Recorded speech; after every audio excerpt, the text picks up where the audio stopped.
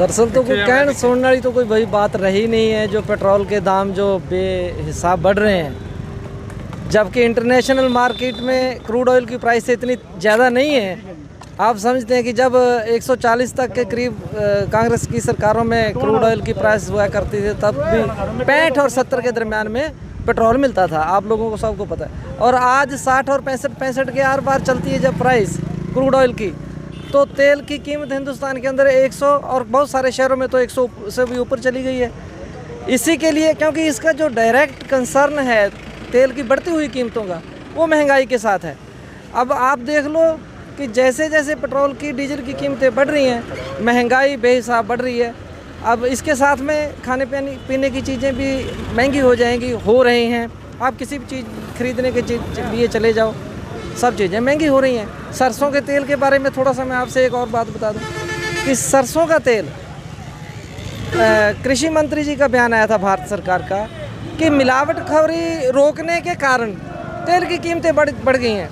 ये तो मुझे समझ नहीं आई कि मतलब ये कैसा बयान है कि मिलावटखोरी रोकी जाए तो जो मिलावटखोरी करते हैं उनके खिलाफ मुकदमा दर्ज कर दिया जाए, या तो जो कृषि मंत्री है भारत सरकार का वो ये बताए कि देखो जी हमने इतने लोगों को अडल्ट्रेशन के खिलाफ मुकदमा दर्ज कर दिया है। मुकदमा किसी के खिलाफ दर्ज नहीं है और बयान आ रहा है कि हमने ये जो महंगाई बढ़ रही है सरसों के तेल की, ये अडल्ट्रेशन मिलावटखोरी रोकने की वजह से हो रही है। देखो कमाल की बात है, ये तो उल्टे सुल्टे जवाब आ रहे हैं। सर क्या लगता है इसका सीधा सीधा असर किस पर पड़ रहा है?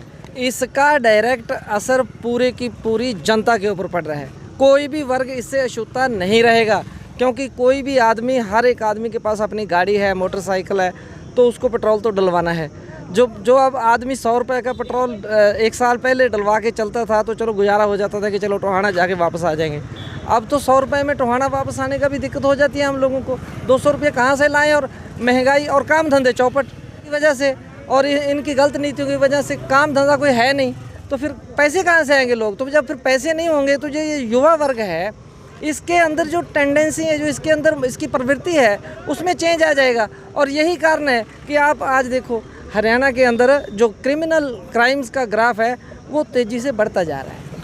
तो देखा दोस्तों, हर किसी के मन में यही बात है कि बढ़ती हुई महंगाई का असर सीधा सीधा जनता पर पड़ रहा है। तो यहाँ पर ये महंगाई के बारे में किया गया है कांग्रेस पार्टी के आदेश पर, और इतनी तेल की और महंगाई इतनी बढ़ा दी है इस सरकार ने कि गरीब आदमी का कोई वो नहीं रहा। इतना बुरा हाल हो गया गरीबों का। ये धरना तो चलता रहेगा जब तक मोदी सरकार ये महंगाई और ये कम नहीं करेगी।